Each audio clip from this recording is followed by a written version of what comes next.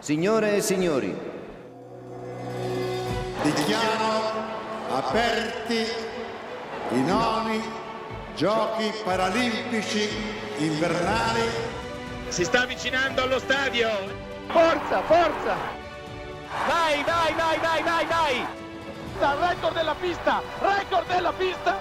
Prima!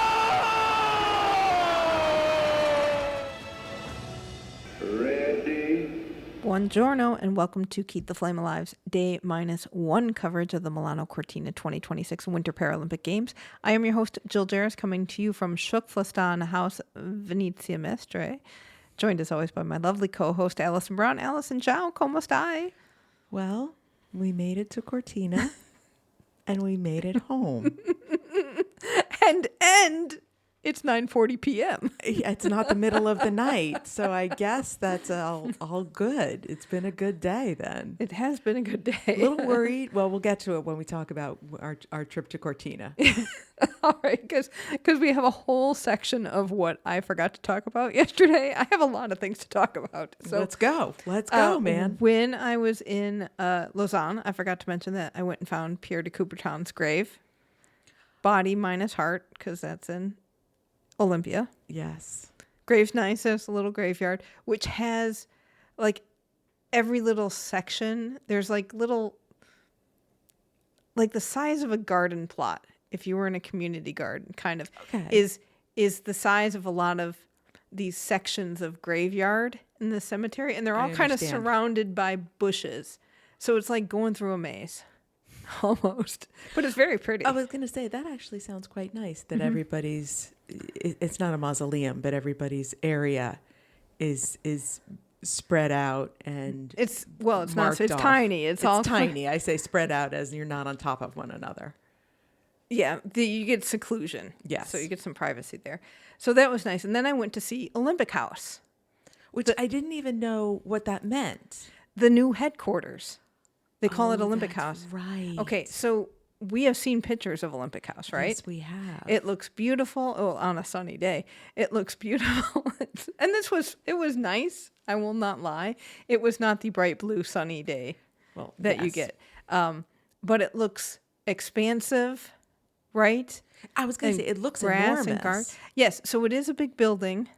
And the pictures are obviously taken from one side that abuts a park, a beautiful park that is on the waterfront. So think of Chicago and all the lakefront stuff. So you had the lake, you had the park, gorgeous, and then there's Olympic House. And then on the other side of Olympic House is a highway. Oh, dear. And then on the other side, the not the long side of the building, the narrow side of the building, is a campground. Which could be beautiful, depending on what's there. Your RVs. It's an RV campground. Okay, not so beautiful. It was just such a shock to see. Like this really beautiful building and like, they take the pictures from the other side. Well, don't we all know in real estate photography, use what you've got, make the most of it. Yes. So it was after hours when I was there, but I did notice they had a gym on the first floor. As you would hope. Yes. Plenty of bike racks. So it was nice. There's a little Olympic House garden. There's Olympic House bees. Oh. So they had the bee. It's not a hive thing, but it's one of those little houses that's got the little scrolls in it to encourage bees. And of course, it's got the rings on the house. It's so funny. So I wonder if they do harvest any Olympic honey. That would be special. Because I think it's in the gift shop. That was too expensive. Maybe, but it also could be in the cafeteria because I believe they have a cafeteria inside as well. So that was also quite nice to do. Lausanne, if you go, it's good for your glutes. Well, let's just put it that way. Some way. Got you ready for the mountains. Around the museum, 25% grades. Oh no, thank you. It was a tough, good prep for here. So, but we have a lot of news from what we did today. There was the IPC opening press conference. So Andrew Parsons and our friend Craig Spence, who actually is our friend. Yes. So don't make fun of me. and Giorgio Malago, who didn't really have much to say. No. He spoke in Italian in his first statement, and that sort of shut everybody down, it felt like. Yeah, because the crew that comes to the Paralympics is quite interesting and different, I think, from the Olympics. So the Olympics has several thousand journalists and photojournalists, and here we have a lot of photographers as well. But the reporters mainly come from like Japan. Japan is very Huge. big for the Paralympics. Britain, also very big, obviously.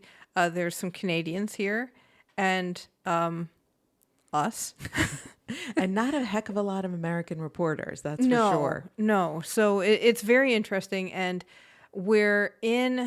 there's no main press center for the Paralympics. It's small, and we get that. However, I would really like organizing committees to stop thinking, French Alps 2030, I'm looking at you. Stop thinking that the Paralympics is too tiny.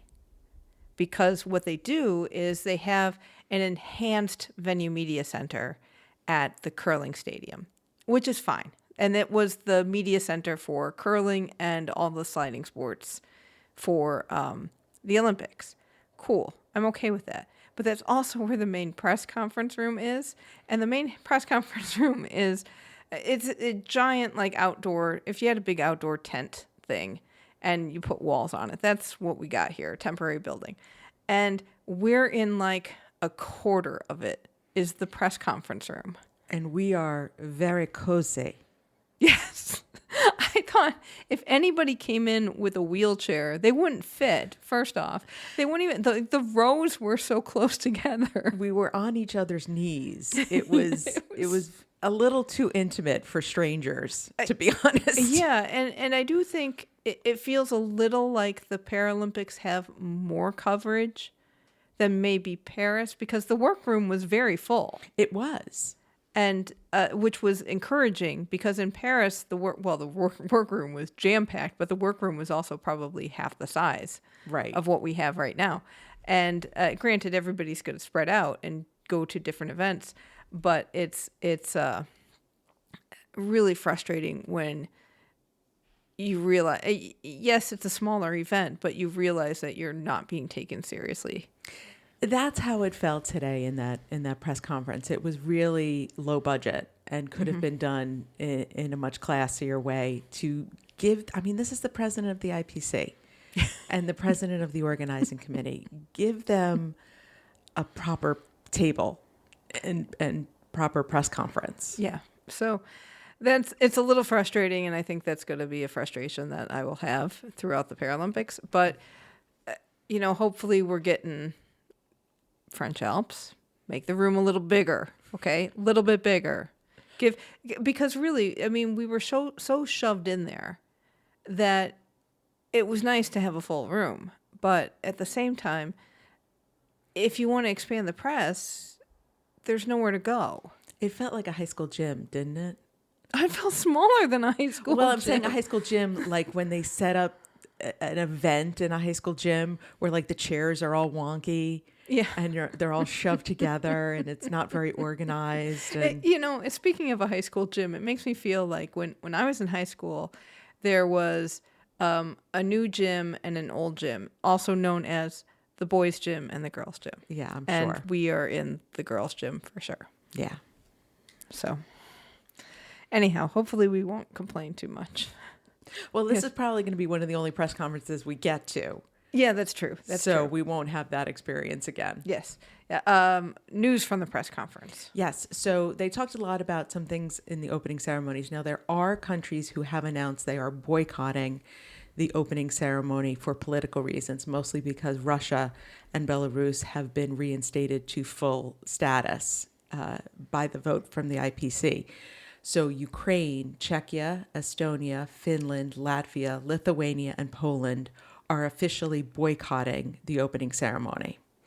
Now, because the opening ceremony is in Verona, which is far away from any competition, there's going to be very few athletes who are there. that does not mean that those countries are boycotting. It's just logistics. So Craig Spence made a real point of saying these countries are boycotting.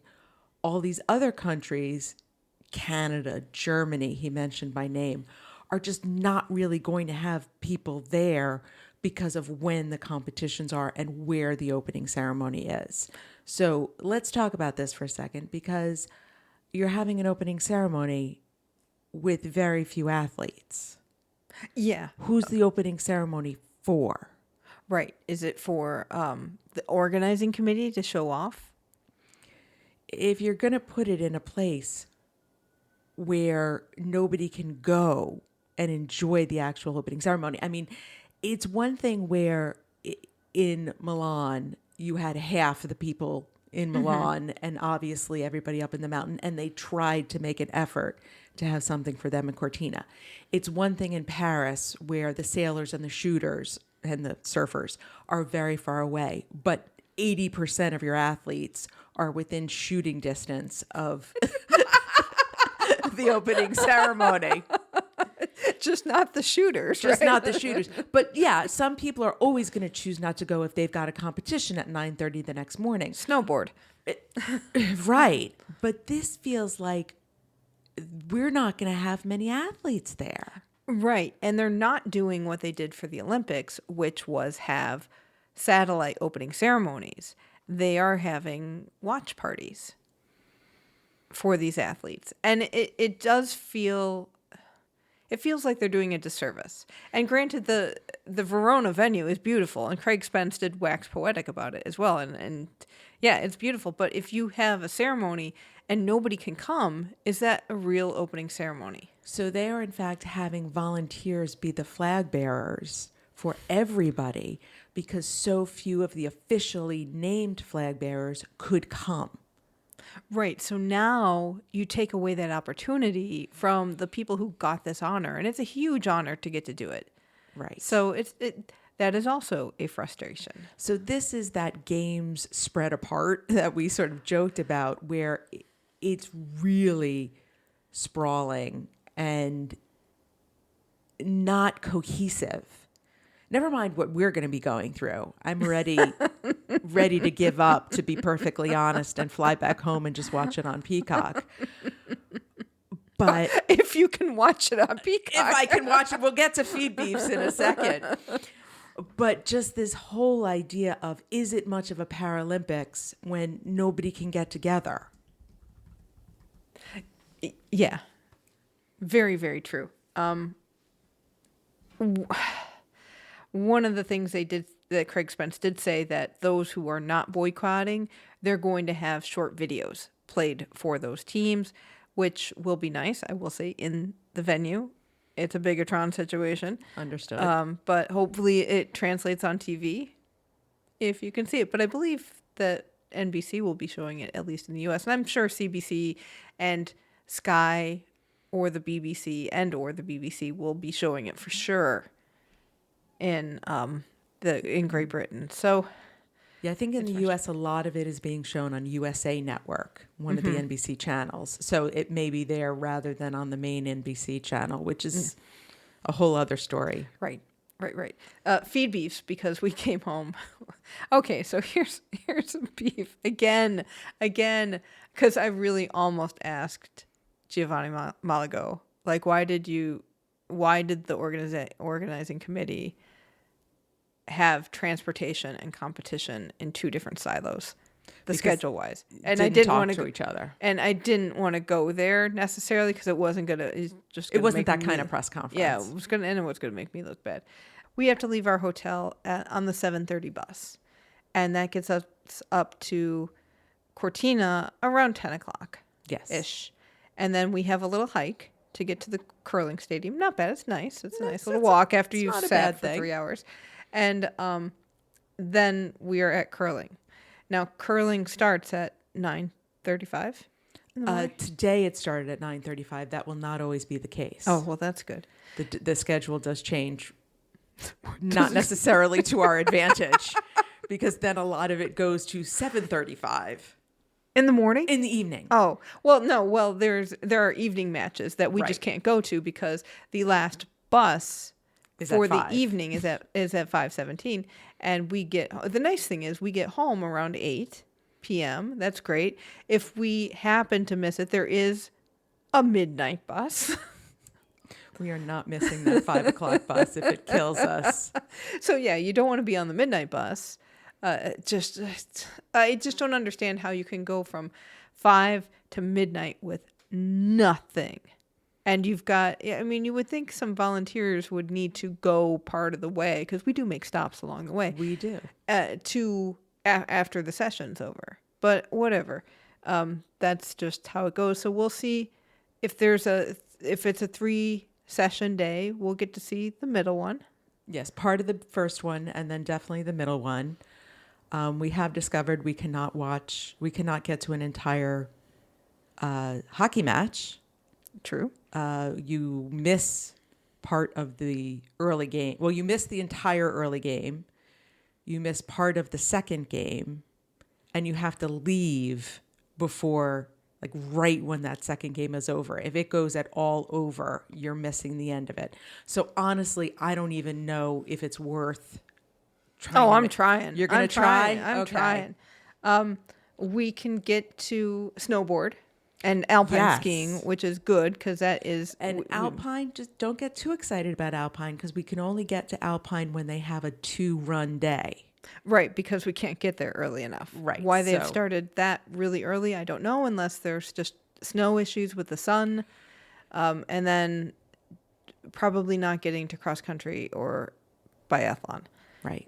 Just because that's in a totally different place. And it starts early in the morning as well. And of course, you cannot get there until probably like 11 o'clock. And then you get maybe an hour's worth of racing. So this is going to be another games of frustration.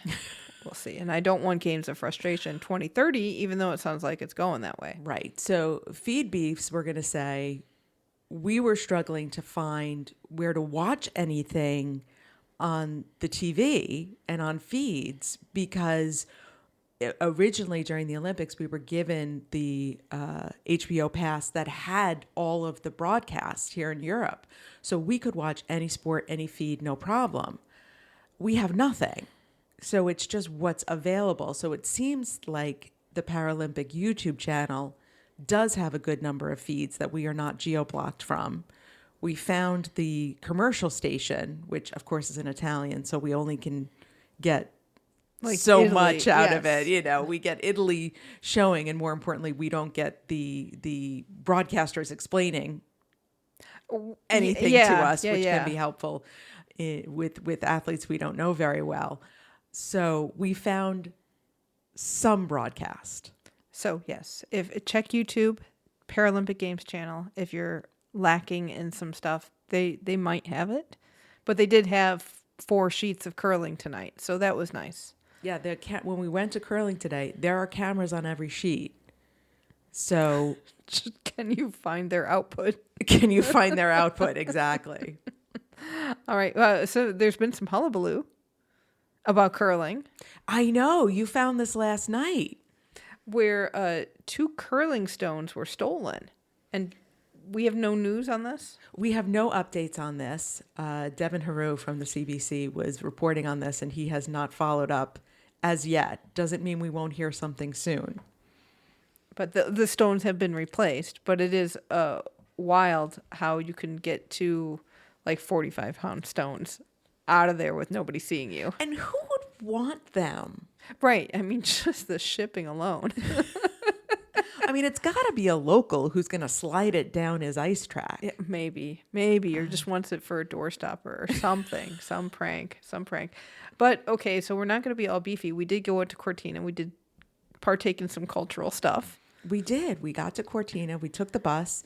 It was long, but not as rough as I thought it was going to be. The only problem I had this morning, I was getting a little nauseous in the mountain, but that's only because he had the heat up too high. I had no problem on the bus ride home on that same mountain. Okay. So we have to be aware if the bus is hot to ask him to make it not so hot. I'll have to figure work out on how to that. say that in Italian. No caldo. The day this morning was really gray and hazy Yes. here in Venice, and I was like, oh, what's it going to be like up there? And then at one point you went through a tunnel and you came out and there were mountains there, and then the sky got clearer, and it's really beautiful up in Cortina.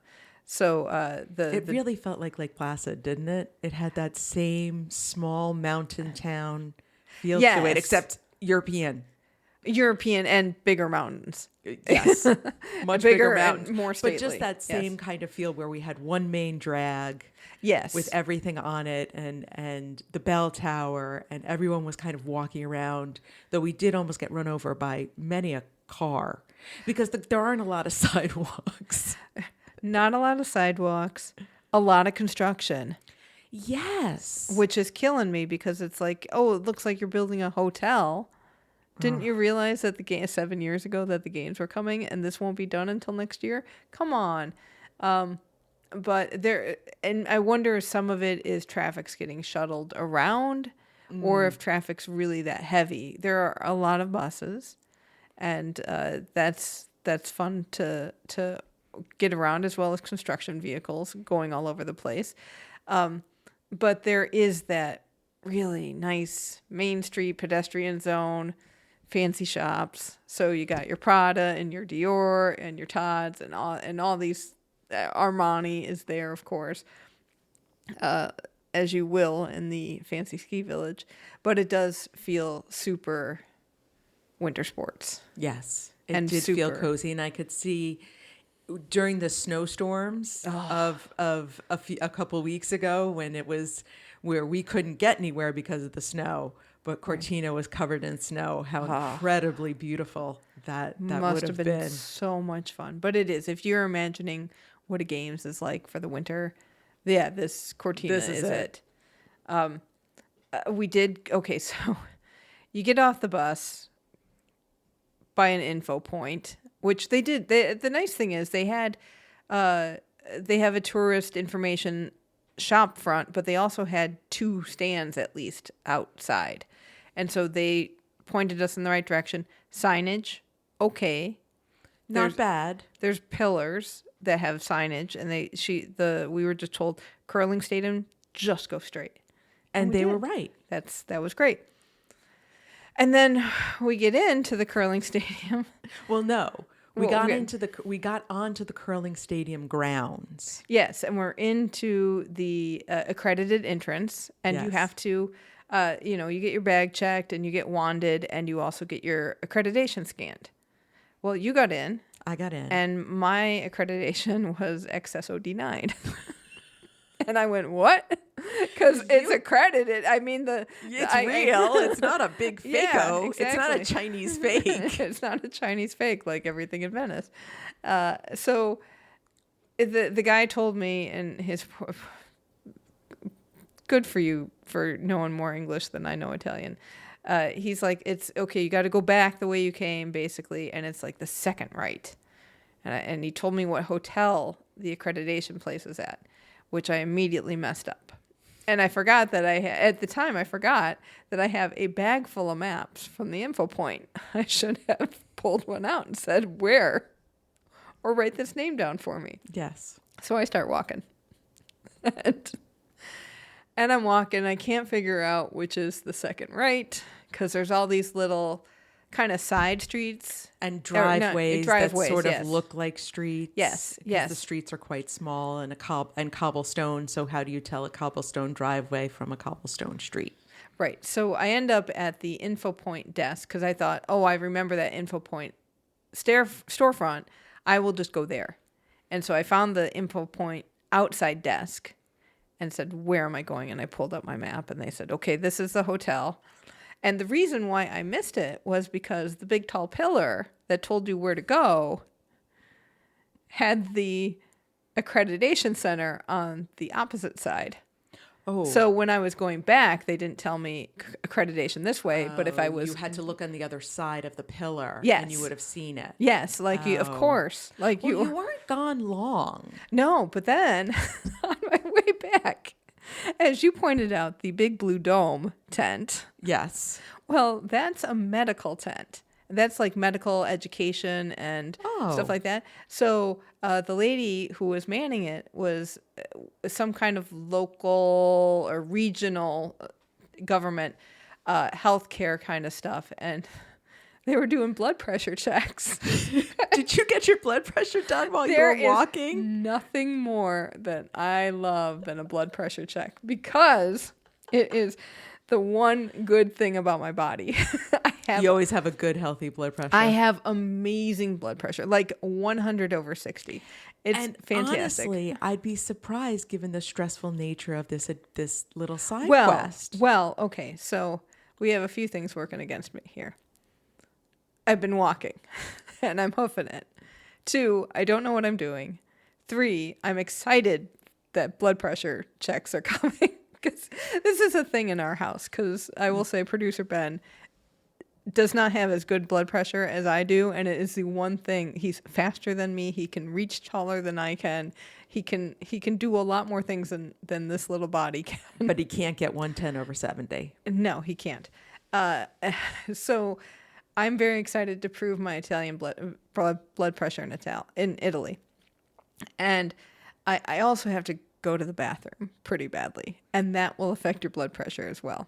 So as she's, I'm taking my sweater my arm out of my sweater so she can get a more accurate reading. And like, hey, can I video this? And she's like, okay, yeah. So my arm's out. I'm getting pumped up. I'm taking a video. 147/85. And I went, no, this is never like this. But I did have to, I would have sat, and I also didn't sit. You should sit for 5 minutes. I sat down, and immediately we went into blood pressure mode. So there was a lot of stuff going up against me. And I said, oh, how long are you here today? Because now I'm upset and that my blood pressure was not good. She said 2:00. And I said, well, if you're back other days, I will be here. And every time we go past that tent and there's blood pressure to be checked, I will be checking my blood pressure because at some point it will be back to what I call normal. And I will impress the Italians. But I did get marked down on the sheet because she has the tally of all the blood pressure she's taking. I think I got on the bad side. I think you did. So No bueno. But it was a lot of fun. And as much fun as... It's so much fun getting your blood pressure taken. I know, this is so... It's really not weird, people. Not weird about our blood pressure obsession. Maybe you should try it. Go to CVS and try the little auto cuff. Oh, not as accurate, but also good. That's also a fun time. This is what happens when we're on a bus for 6 hours a day. Okay, so then I did find the venue accreditation center. Yes. And of course, because the signage told me to go there. And I'm trading pins along the way. You did a lot of good pin trading today. Yes, I was unprepared for such things. Such a great day for pin trading. And got my accreditation, bing, bam, boom, go back in and to the curling stadium, to the accredited entrance. The guy wands me. They check my bag. And the guy to check my ID, my accreditation, scan it. Not hanging around, so I just walked in. You're illegal? I never got scanned in. And the first time when it was like, I got my bag checked first, and I'm like, I should just walk in. And then I was like, no, you should probably scan just in case. And that's when I found Accesso Denied. And then I got angry, because then I had to deal with it. But then I realized I would just get denied someplace else. So right, and this was a convenient time because we were not under time pressure. We were not. It's not like the opening ceremonies, and we took the whole train over to Verona, and you couldn't get in. Yes. That was a fun time. And then the next fun bit was trying to find the press tribune, because you say media center to any volunteer, or press tribune to any volunteer, and they look at you like, what two horns do you have on your head? So I walked the entire breadth and depth of the building. I walked all the way around. On the outside or the inside? On the outside. Okay. Trying to find my door. We're back to, we can't find the door. I ended up going through an emergency door because some guys were waving at me, and all they were waving at me to do was close the door. But I said, I'm going to take advantage. I'm like, where do I go? He says, go out and to the left. And I said, they just told me to go out and to the right. So finally, I found a door that was the spectator entrance. And I just said, ingreso? And he says, yeah. So he just let me in. And then I figured out where I was supposed to sit. Okay. And then I sat in the wrong place. I sat in the broadcast area. And some other reporter came over and said, who are you with? And I said, they told me to sit here. It was okay. No, it was not okay. So I got into the right spot. Wow. Well, I saw you in there once when I started looking at the different entrances, because of course media entrance not anywhere, but I did see the little letters on the signage, and I thought, oh, I look for E, that's me, because I saw an E on one of the things, and they're like, this way. And then I saw the next sign, and there was no E anymore. And I went, well, I'm not going up there, because that's just going to take me someplace else. So I did finally go in, and just random entrance, and nobody's there. So you just walk in. And I'm wandering around, and then I see, like, pictures from 1956 on the wall. Yes. And getting, caught up in that magic. And then I see you sitting in the tabled press seats at the end of a curling sheet, and I walk around there, and I couldn't figure out how you got in. So I walked all the way around again, and then got stuck, and then was like, well, you got to go to the bathroom. So I figured out how to go to the bathroom, and it sounds worse than it is. You found the bathroom found easier than you found the press tribune. No, I found like the third bathroom, because what it is it's just toilets, and you go in the door, and there's one stall for men and one stall for women, and sometimes they're accessible. And you think that there's no sink, but there's not necessarily a shared sink. There's a sink in your stall. That's better than what I did. When before we left, when you went outside, or? Yeah. I went in the men's room. Oh. Again. I saw that, because how big was your stall? It was not big enough for me and my bag. Yeah, okay, so I had the same thing. And I will post a picture, because there was, again, we had the signs with the lady with her crossed legs and the man with his crossed legs, and then the wheelchair with speedy lines off the back. Like racing to get to the bathroom. Racing Yeah, to get to the bathroom. I went into the men's room, and there was a man okay. in there when I came out. And I said, oh dear, have I gone in the men's room? And he says, don't worry, we're all friends here. And I said, that's what I keep telling them, that I'm friends with Eric Hayden. He would let me use the men's room. So yeah, but then but we did actually get to watch curling, which was lovely. Yeah, so I ended up just saying, screw it, because I got to watch some curling at some point. So I went in and just sat in non-tabled seating, which was also basically spectator seats too. And I ended up sitting next to Laura Dwyer's family, who is our TKFLASTANI Steve Emt. We have interviewed him several times. He's part of Team Keep the Flame Alive. And his partner for mixed doubles is Laura Dwyer. So I sat with her family and had a lovely time. You were just chatting it up over there. I was. It was great. Maybe I'll find out by the end of this Paralympics how to get into the table seating. So yes, and then it was an adventure to find the mix zone, which is you go outside and down some ramps. But we did. Yes, we did. And an adventure to find the media center, which is outside again as well. The enhanced media center. But we managed. Yes. We actually, considering this has really been the first venue that we've been to in Milan where we really struggled to find things.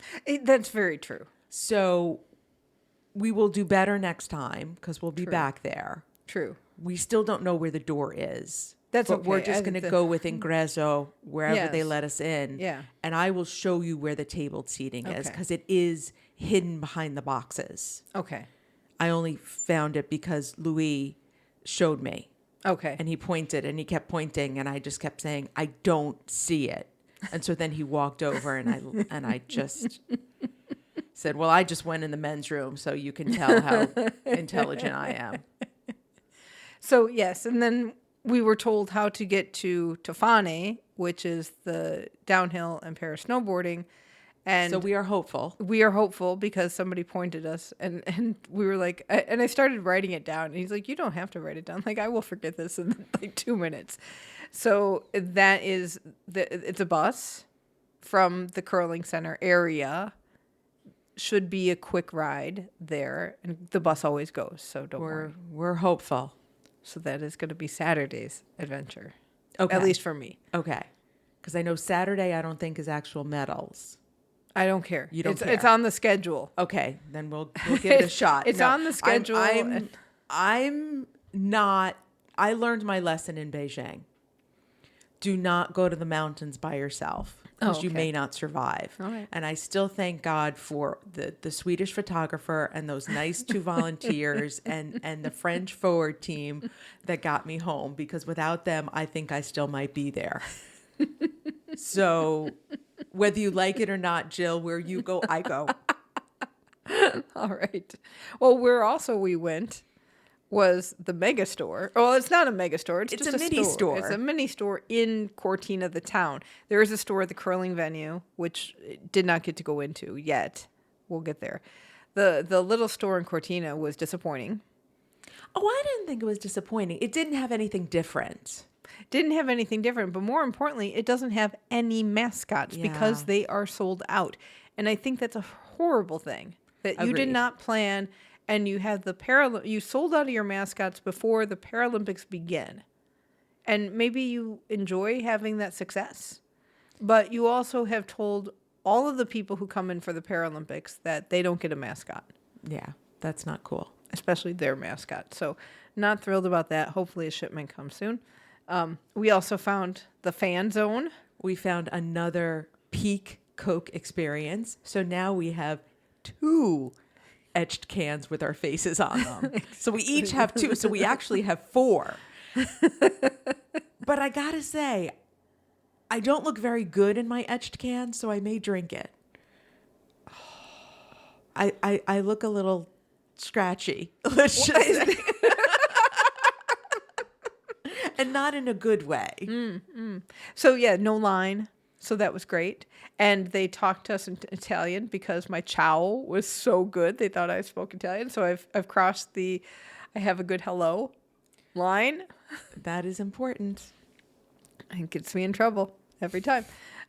So we saw the cauldron as well and the countdown clock, which flips back and forth between Olympics and Paralympics. So that was a little freaky when all of a sudden it went to 0. And then you noticed the rings and went, oh, okay.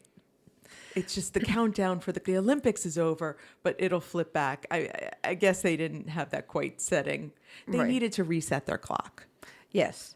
And the cauldron is just kind of on a stand. I guess a tripod. It's like a tripod-y type thing. Very close. Well, it's right outside the big church in Cortina, so it's in the main square. Makes sense where it is, but it is very up close and personal, which I guess is really nice because the one in Milan is so far away from anybody. You know, it's in the Arco della Pace, and you can't get that close to it. Whereas this one, you can get extraordinarily close. Yes, except for the Polizia and the Carabinieri will probably scold you. But they didn't. We got very close, and there was plenty of Carabinieri, and they didn't have but a you word weren't for like us. touching it. No, I wasn't going to go touch it. I wasn't going to go stroke the cauldron. Dare you. I dare you. No, because then I will get in trouble and they'll arrest me and that'll be a problem. All right. So the cauldron will not be lit till tomorrow morning, but we at Keep the Flame Alive are already here, and it requires financial fuel to keep our flame alive and keep the show going. If you go to flamealivepod.com/support, there are a variety of options available. If you appreciate the independent voice we bring, please consider supporting us today. That is flamealivepod.com/support. And we'd like to give a big shout out and thank you to everyone who donated to our Milano Cortina fundraiser to get us here, and also to our Patreon patrons who keep our flame alive going all year round, and more bonus contents on your way. Because you know what I can do on a 3-hour bus ride? You can edit video. I can edit video and post pictures. So watch out, patrons. Stuff's coming your way. All right, we do have results today. Yes, it was all mixed doubles curling. That's all we've got going until Saturday, actually. Then everything kicks into high gear. So for the next couple days, we'll just be talking about mixed doubles curling. So first, China? Is that a new country that I've just made up? Maybe. China beat Latvia 10-2 in 7 ends. Wow. And China had 2 3-point ends. And that was just it for them. Wow. Estonia beat Italy 6-5. And this I loved because Estonia's Caitlin Ridderbach said she listens to podcasts to keep her calm and to manage her emotions. Oh, we should find her in the mix zone. Say, how about listening to this podcast? We heard you like podcasts. Here you go. Here you go, sweetie pie.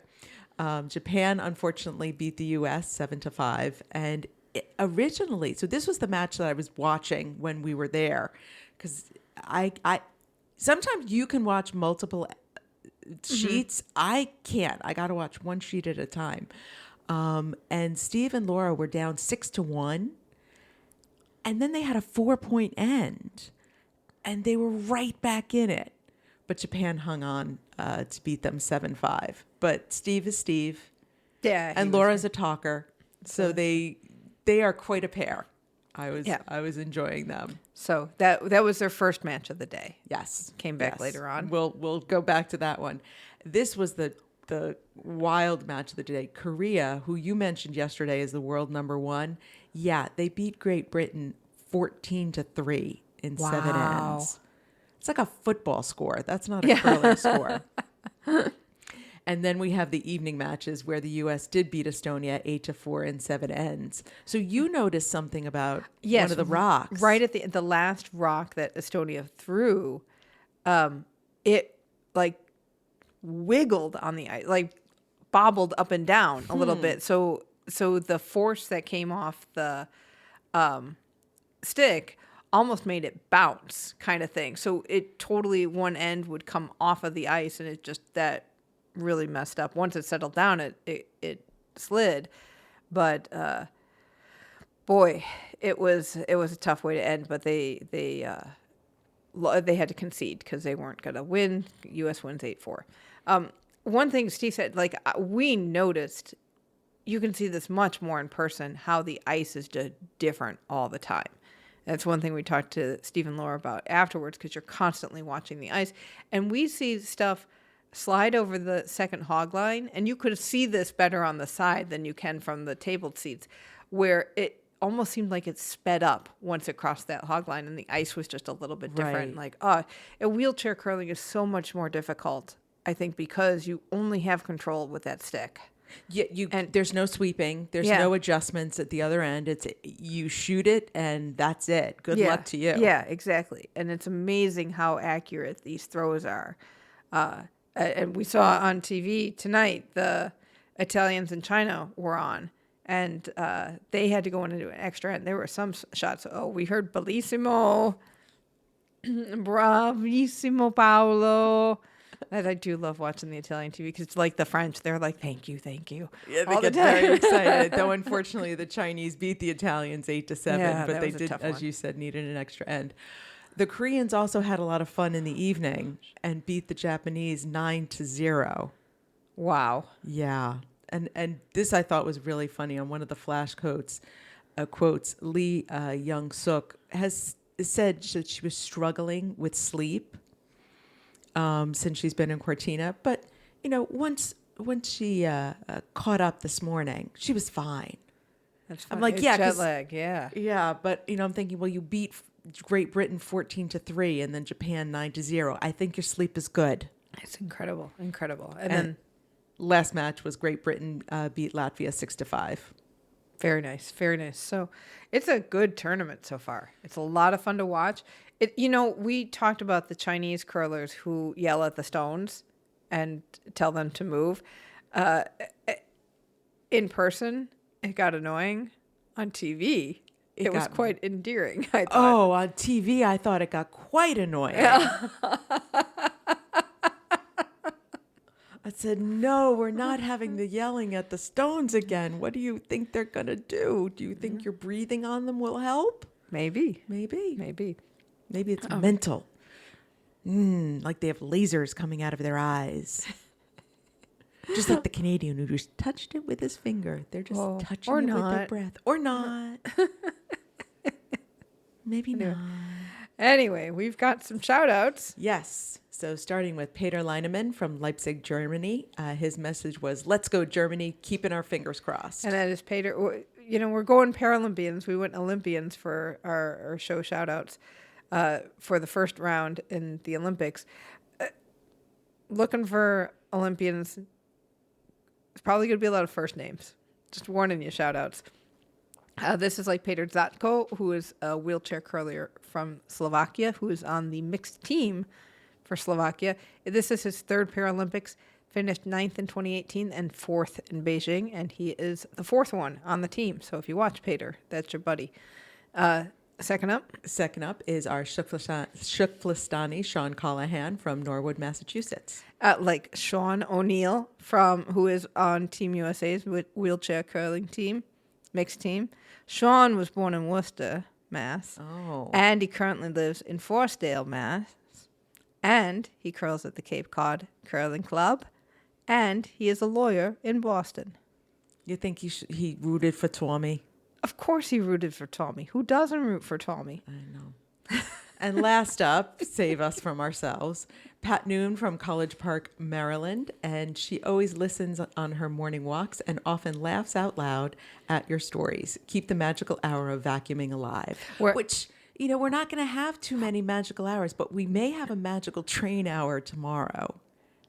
Hopefully not. Well, we'll see.